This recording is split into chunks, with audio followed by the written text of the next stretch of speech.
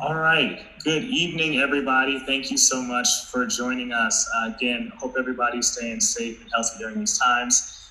It's exciting to see you all again. My name is Marcus Schweitzer. I'm the executive director for our Win the Era effort. We are looking forward to having the mayor talk with everybody tonight. We also have a new format with our Zoom that we're going to try out, which is exciting. So we have some folks ready to ask questions. So excited about this new format. But Mayor, I'll kick it over to you. All right. Well, thanks, Marcus, and thanks to everybody on the Win the Era team for continuing to help bring this wonderful community of supporters together. I'm thrilled with how many people are joining us tonight, and likewise, hope that you are keeping safe and that you're doing all right, both health-wise and given everything that has disrupted all of our lives. I'm doing well here in South Bend. Chas and I are continuing to work from home here on a number of different efforts. Some of which we'll get a chance to talk about tonight. And South Bend seems to be holding up pretty well, although there have been some hot spots emerging here in our part of Indiana, unfortunately. The biggest thing I think that we need to keep track of in terms of the pandemic response is the extent to which we're seeing a lot of urgency around getting back on our feet, but not a lot of clarity about how to do it.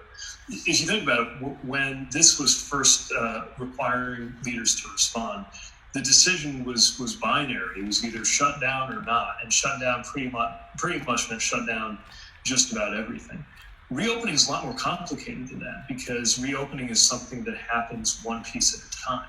And if, for example, somebody's job gets reopened, but their kid's school doesn't, it creates incredible challenges and difficulties. And so I think right now, the question, despite what you might see from a handful of lunatics on state house lawns demanding that we ignore all public health advice, the real question right now is not between completely reopening and completely staying shut down forever. It's about how we can safely reopen, which means a lot more testing and tracing, like we talked about last week. And it means making sure that to the extent there are steps toward reopening, they happen in a way that actually takes care of those who are most vulnerable.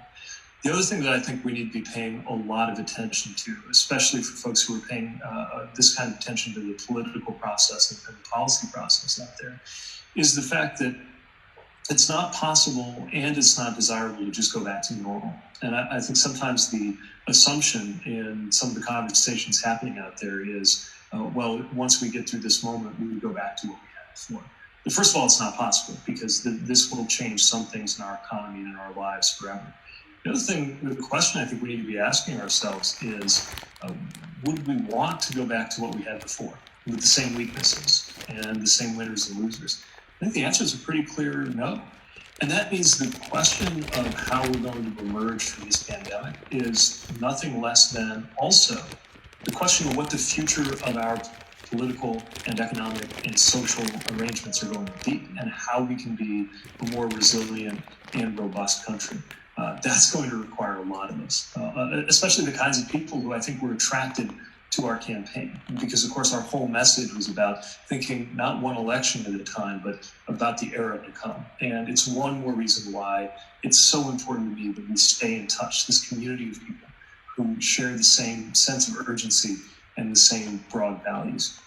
This is also connected to the Win the Era PAC effort, which I know many of you have been so kind to support already. You can do so through wintheera.com. And this is about making sure that we are supporting leaders and causes who we think reflect that focus on the long term and that readiness to ask the biggest, most fundamental questions and come up with answers, new answers that are going to work for us. And I'm pleased to tell you that we are within days of announcing the first round of candidates, active candidates in races right now that I'm planning to support and that we'll ask through Win the Era for you to consider supporting as well. So I'm excited about that because there are so many good leaders. We, of course, won't be able to name all of them, but we will be able to support a number of them in a way that I think conveys what this amazing force that you all represent is all about.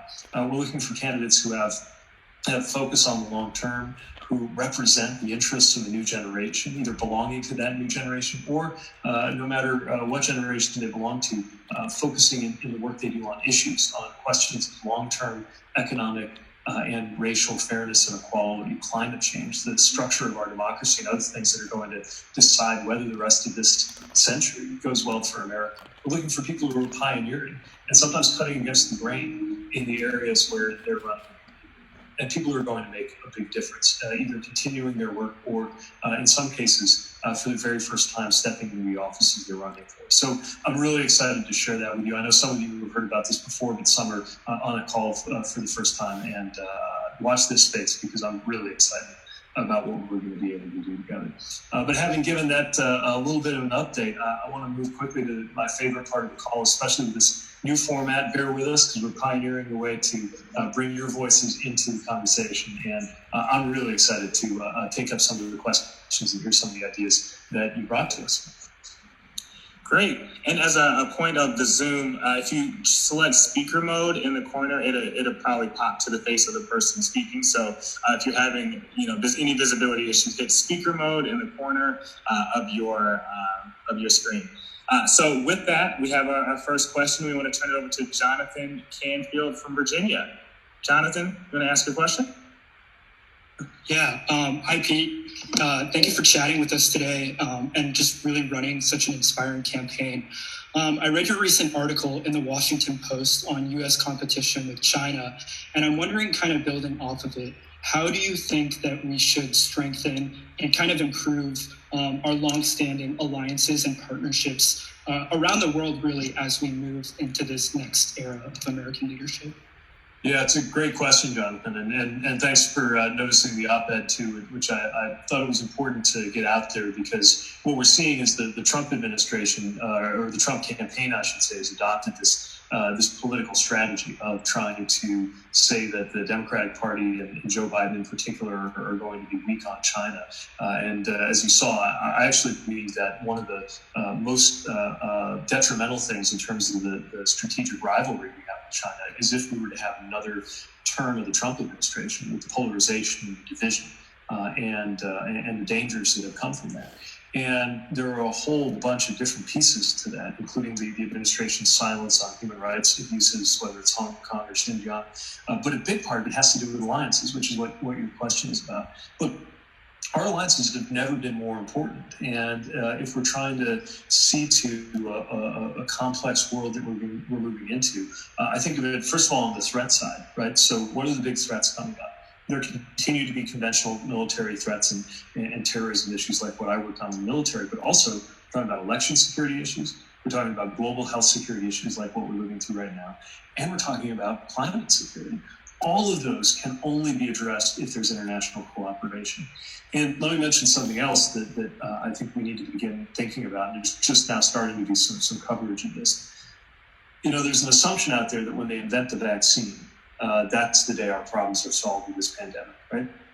Getting that vaccine distributed and getting it out to 10 billion people, that's not a small thing. And that's an area, too, where in order to quickly and fairly get that vaccine out, the relationships among countries are going to be critically important. So it's just one more example of that. So dealing with threats, but also creating opportunities. At a time when we see more economic opportunity than ever in our kind of technological capabilities, if we manage in the right way. In all of that, it's going to be critically important for us to have our allies and to strengthen those alliances. And, I think about some of the people I served with when I was deployed. It would be hard to look someone in the eye right now with the things that are going on in this administration and the loss of American moral authority. I tweeted earlier today, Chinese state news media took advantage of the fact that Dr. Fauci was prevented from testifying in Congress as a way, I think, to create a kind of equivalency between what's going on in this administration and some of their own internal, of course, at a different level, but their own kind of internal issues. And using that for these countries that are kind of deciding where to place their bets. We want to make sure that any country deciding where to align themselves still wants to be associated with the United States. The good news is I don't think it's too late. I think we have an opportunity through good faith partnership, through work on the things that everybody knows are going to be a problem, like climate, and through renewed diplomacy that can be led, I think, by empowering a new generation of foreign service and related professionals too, to really build that up. We're going to need a new call to service that motivates a generation of people, whether it's literally as a State Department employee or more broad in service abroad or in different capacities, to be that face of the country. The face of the country should never be the president alone. Definitely not this president.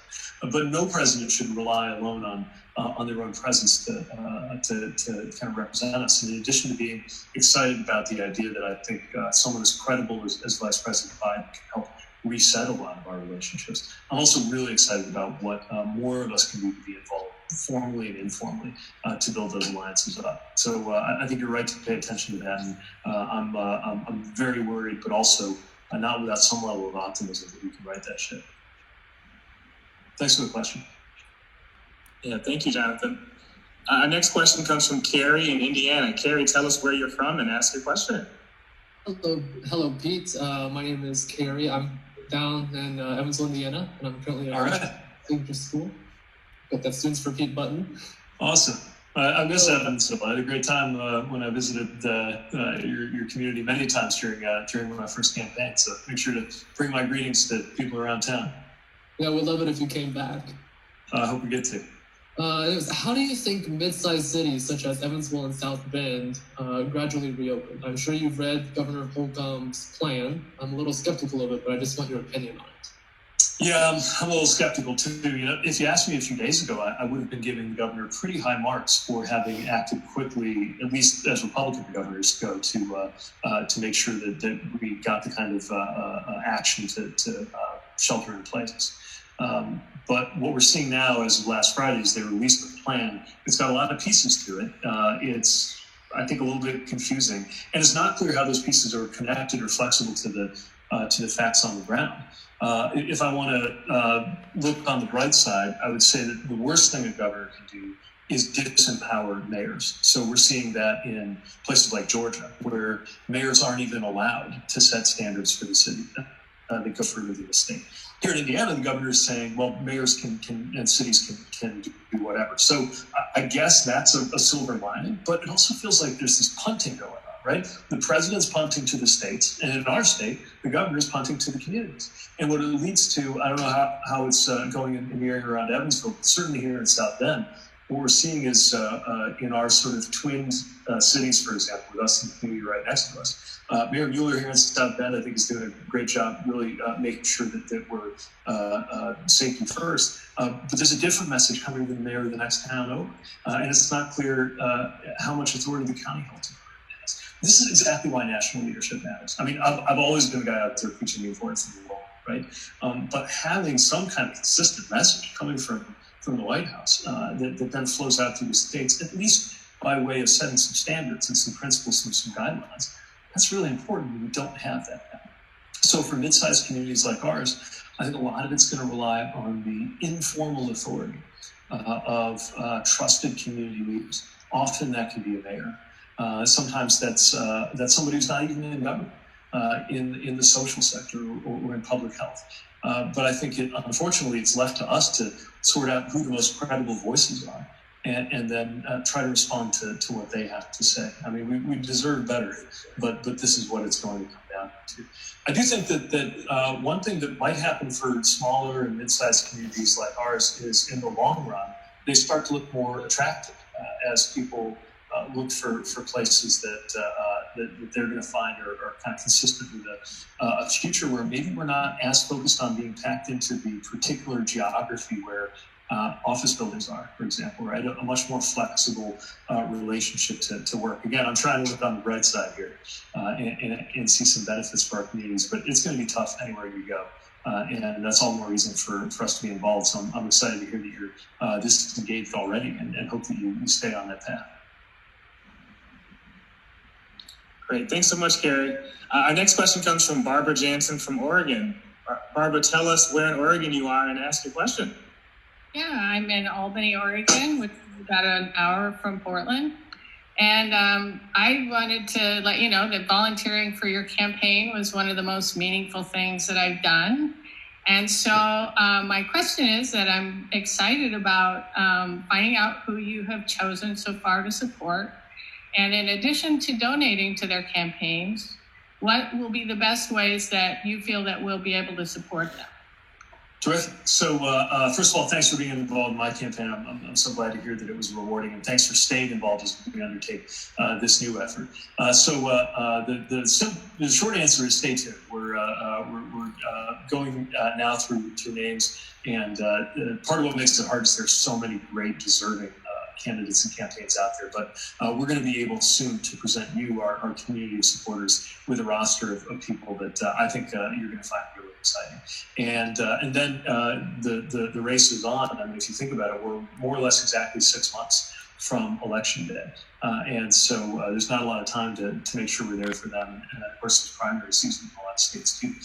In addition to financially contributing, a lot of it's spreading the word. One of the things I love about our community of supporters is how nationally connected we are. And so if there's somebody running a certain state, maybe it's not close to you, but you know somebody who is, helping just to get on their radar matters. So does social media amplification. We've got such an active group of folks on this call who really take to, in a way that's maybe a little more positive and constructive than the baseline on some of those social media networks. And you get out there, and I've seen how wonderful it was to have the support and encouragement that you've offered me, offering that to the people who are on our list. That's going to be a big deal too.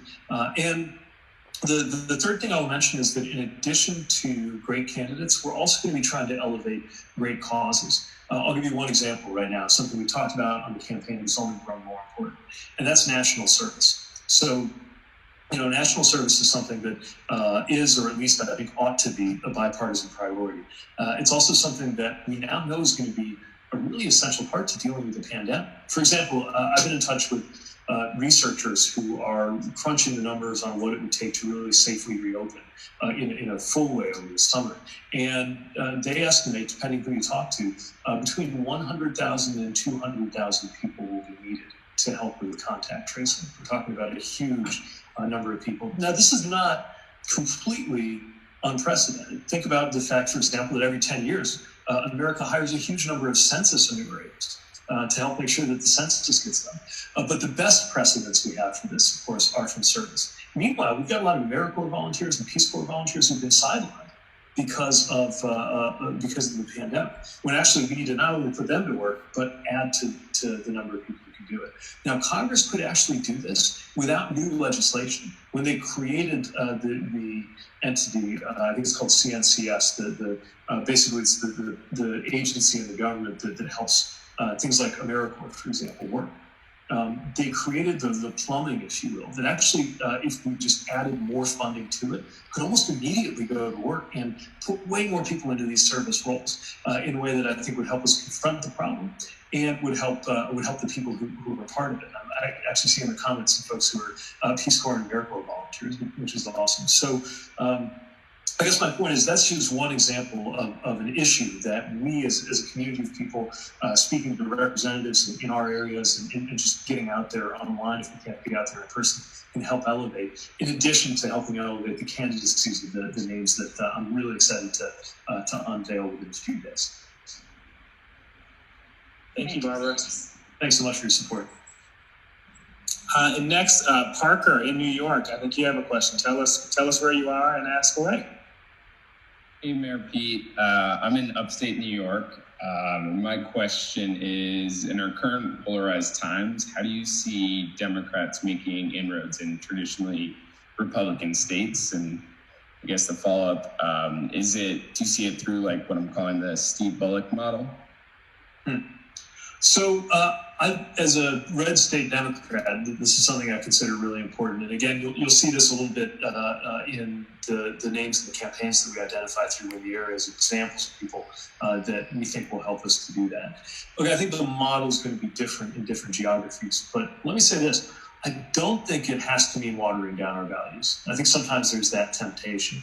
Of course, you're going to see candidates who are strong Democrats might also be more moderate in some conservative states. But I actually think this is a time to really be full-throated in what we believe about the future of our climate, about the need to make sure that we have economic policies that lift up workers, that are going to help reinforce and build the racial and economic equality that we need, because there's this moment that's forcing us to rethink everything. Doesn't mean you're going to reach everybody, right? I mean, again, we're seeing some pretty shocking things in terms of folks showing up, at state capitals, for example, demanding the impossible. But we got to remember, actions like that always command outsized attention. If you really look at how most Americans are thinking, including in red states, a lot of Americans are ready for us to undertake big steps forward that are going to make us better off. And I think that creates a huge opportunity, certainly for retaking the Senate, and more broadly for redefining politics in a lot of these so-called red states. I don't think there's such thing as a permanently red state. I watched our home state of Indiana, which is as conservative as it gets, vote for Barack Obama. It was the first time our state had voted for a Democrat in, I think, 50 years since LBJ. And it's still tough sledding here for Democrats, don't get me wrong, but it's an example of the opportunity to surprise people. The last thing I would mention that I think is important in politics everywhere, but especially in this question you're asking about making sure we make inroads in red states, we've got to make sure people understand what it is we're for and not just what we're against. Everybody knows what we think of Donald Trump. And if you haven't made up your mind about this president, I haven't met anybody who feels like the jury is out one way or the other. It's a powerful message to talk about the terrible things that the president's doing, and we should. But that's not actually enough for a lot of people. And frankly, it shouldn't be. We got to make sure people can picture how the country would be different under the leadership of the candidates we believe in. And presenting that positive vision, it doesn't have to be an elaborate philosophy. It can be expressed in terms of values. It really can fit on the bumper stickers. Why I always talked about freedom, democracy, and security in the campaign. We gotta make sure people can picture why the world we're trying to create is going to be better. And when you do that, I find you can cut across a lot of the ideological lines and a lot of the partisan and tribal habits, especially in a moment like this, where things are so scrambled and things are so up in the air, that a lot of folks are going to be ready to reconsider some of their traditional voting patterns. Sorry, one last thing I'll mention. Let's remember that just how you approach people matters. One of the reasons we were able to do so well in Iowa, in counties that had swung in a pretty big way from supporting President Obama to supporting Trump, was just the way that some of the folks on this call treated people. And so in addition to the policy and the ideology, just the tone and the approach is going to matter. And we've got a chance through leaders up and down the ticket to send that message. It's what the rules of the road were about. It's what a lot of my favorite candidates are modeling in ways that go beyond anything that I've found words for during the presidential campaign. And when you see somebody like that, whether it's a conservative corner of New York State or a place like Montana or a place like Indiana, it's amazing how far that can take you. Great, thanks Parker for that question. Next is Robert in New York. Robert, I also caught a glimpse. You have a nice mug. I would love for you to show the group your mug. That's great. Feel free to ask me a question. Thanks so much. You partially answered it. My original question was when you were going to start announcing the candidates you're supporting. So I'll change it. What's the process of selection, and are you cooperating with other groups either to concentrate support or to avoid duplication? Yeah, great question. So first of all, a lot of the people who actually, because I got to ask you to hold up the mug because you weren't up on the screen. I didn't get a peek at it. Let's see what. Look at that. All right, nice, stylish coffee mug. Thanks for continuing to fly the proverbial flag. So. The process, first of all, came largely from people in our network that we reached out to. We had our email that went out, people were on this call, brought names to our attention to candidates we're really excited about. And the real challenge then is kind of sifting through all of those ideas. Some people have approached us, people I got to know through the campaign, members of Congress who we we've been in touch with or who are supportive, who either themselves are in a tough race or want to let us know about somebody who's on their radar. And so the intake was overwhelming. Then it was a question of really looking for a balance of candidates who are going to be able to collectively tell a story. So again, we're not going to be able to support every candidate who deserves to be supported for the House or for the Senate, you name it. What we can do is create a spread of candidates who show the balance of things that we think are so important. Making sure that we have that future vision, electing more candidates of color, more LGBTQ candidates, more women in offices where we haven't seen that kind of representation. People who are a little bit against the grain, I think are especially exciting because it also reflects the ability to connect with people different from you. So if there's a candidate who by way of their maybe their age or their religion or their ethnicity is a little bit different from their district, but is doing well there, I think that's a sign of something really special, and we're looking for that. And the answer to the other part of your question is absolutely. We are in touch formally and informally with different organizations that are pursuing the same goals. Sometimes that means we can boost each other, kind of reinforce a message about making sure some candidate gets more attention who deserves it. Sometimes we'll be able to say, okay, well some of our allied organizations are supporting these candidates, so we're finding somebody who isn't getting as much love. And you'll see as we're still finalizing the names, but one thing I can tell you'll see is you'll see some names of candidates that if you follow politics are very familiar and very hot races. And my hope is for just about everybody, you'll see at least a couple names on there that you've never heard of in your life, and it'll prompt you to learn more about them. We're in touch with the party, of course, but also outside of the party, different organizations that we think really have that same kind of overall goal. We think we have a different focus, and I'm just so excited for what it's going to do. Great. Thanks, Robert. We have time for one more question. Jaden, are you online? Jaden from Ohio. Can we unmute you? Hello, Mayor. How are you? Hi, Jaden. Thanks for joining us. I'm currently a sophomore right now in high school, and I would like to ask a question on the perspective. What is right now? All of us, all students, current graduates, are living in a time of confusion right now. What advice would you give to current students and current graduates in this time of uncertainty? So it's a great question, and I think the most important thing I want you to be aware of at a moment like this is your own importance as a generation coming of age at such a critical moment.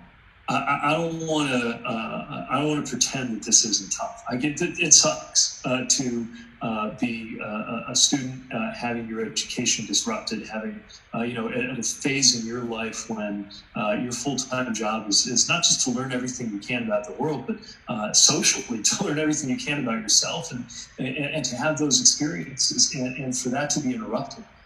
There's no sugarcoating that's incredibly difficult. But the other side of the coin is that for the rest of your life, having come of age in this moment is going to shape you, and you collectively, people your age, and I like to think of myself as sort of young, I'd say people in my generation, are going to shape the moment. It was not unusual for people my age to tell people my parents' age that we kind of envied them for living through the 60s. Because the 60s is this moment of upheaval, right? And it was exciting and scary and edgy and complicated. And in a way, one of the things that they would say to me when I said things like that was that in the moment it was actually tough, it was awful, it was scary, and all of that. There's a lot of heartbreak in the tension and the dynamism of that moment. And so I think it'll probably be similar when you're explaining to your grandkids or kids what it was like to be there for this moment. That history was happening around you, and that made it really tough and scary at the time. But also, think about what that means, right? This is not just another turn of the wheel. The way our society and our country figures out how to move on from this moment is this asking that question: how are we going to get out of this? Is asking the question of what our political and social and economic arrangements are going to be for the next 50 years. Because what we're about to think up, and we better get it right. this is going to shape the whole future, I think, for as long as you and I are alive. So it may not be much consolation when you just want your life back. But think about the fact that because you're alive, because you're coming of age in this moment, it's going to matter so much what you do, what you choose to care about, what you get involved in terms of your advocacy and activism, what you wind up choosing to get involved in terms of your studies and in terms of your profession. It's going to matter because we have the good and bad fortune of living in one of those moments that history will record in terms of how it shapes what's next. So that kind of impact is something that hopefully you find motivating and that kind of takes the edge off the just the pain and the frustration that I know comes with being at a tender age, at a tender moment in the life of our country. It's a great question. Thanks so much, Jaden. And before we wrap, Robert, there has been a request one more time to show the mug to the group. People are going wild in the chats for it. So put it. There we go. All right. Well, thank you, everybody, for taking the time to join us today. Mayor, I'll kick it back over to you for closing remarks. Great. Well, thanks for the great questions, and thanks for taking the time together. And I hope that you continue to stay safe. I hope that you're lifting one another up too. If you got to know somebody through the campaign and you haven't been in touch with them for a while, now's a great time to reach out and just see how they're doing. And again, I'm really excited for where we're headed with the ERF, and we'll continue sharing that with you. And thanks for being part of that with any kind of support, financial, moral, or advocacy that you've offered for that. More than anything, I just want you to know how much I love this group of supporters in this community that we built. And thinking about that last question, which is such a good one to reflect on. I think for all of us. We have this moment where it's tough to live through what we're living through, but it also means that what we decide to get involved in and where we decide to apply our energy, even more than we would have said 3 months ago, the stakes couldn't be higher. And hopefully that means one day that it will be exceptionally rewarding, as well as having been exceptionally urgent to be in the arena at a time like this. Thank you, stay safe, and I hope I get to talk to you again soon. All right, thanks, everybody. Have a good night. Thank you. Bye. Thank you. Bye. Bye. Thanks. Thank you. Thank you.